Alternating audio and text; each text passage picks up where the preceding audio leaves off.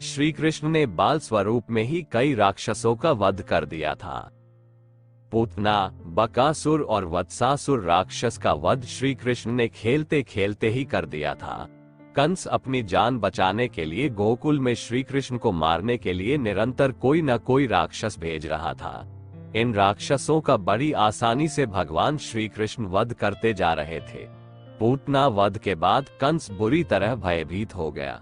उसे अपना काल दिखाई देने लगा था। पूतना कंस की सबसे खतरनाक राक्षसी थी, लेकिन श्री कृष्ण ने उसका भी वध कर दिया। कंस पूतना के वध से व्याकुल हो गया। तब उसने तृणावर्त राक्षस को कृष्ण को मारने के लिए नंदगांव भेजा। पूर्व जन्म में तृणावर्त राक्षस नहीं था। पौराणिक कथा के अनुसार पांडु देश में सहस्त्राक्ष नामक राजा राज्य करते थे। एक दिन राजा अपनी रानियों के साथ नदी में जल विहार करने के लिए गए। जल क्रीड़ा के दौरान वहां से महर्षि दुर्वासा गुजर रहे थे। राजा जल क्रीड़ा में इतना मग्न था कि वह महर्षि दुर्वासा को प्रणाम करना ही भूल गया।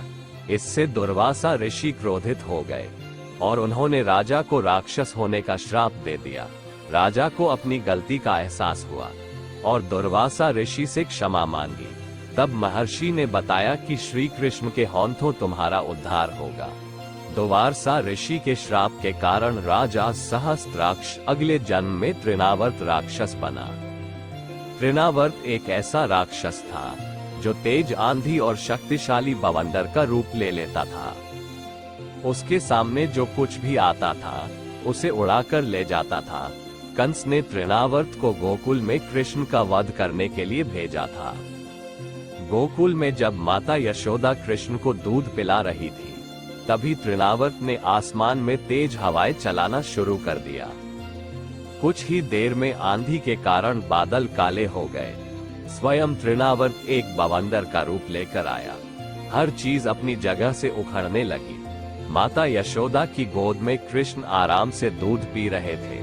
भगवान श्री कृष्ण समझ गए कि कोई राक्षस आ गया है। उन्हें इस बात का ज्ञान हो गया कि तृणावर्त राक्षस उन्हें माता यशोदा की गोदी से आकाश में ले जाएगा। अगर मैं माँ की गोद में लेटा रहा तो ये माँ को भी नुकसान पहुँचा सकता है। इसलिए कृष्ण ने यशोदा माता की गोदी में लेटे ही लेटे अपना वजन बढ़ाना शुरू कर दिया। भगवान ने इतना वजन बढ़ा लिया कि यशोदा उन्हें गोद से उतारकर जमीन पर लिटाने के लिए विवश हो गई। तभी राक्षस ने अंधेरा कर दिया और तेज काली आंधी चलने लगी। मौका पाकर तृणावर्त ने भगवान कृष्ण को अपनी गोद में लिया और आकाश में उड़ गया।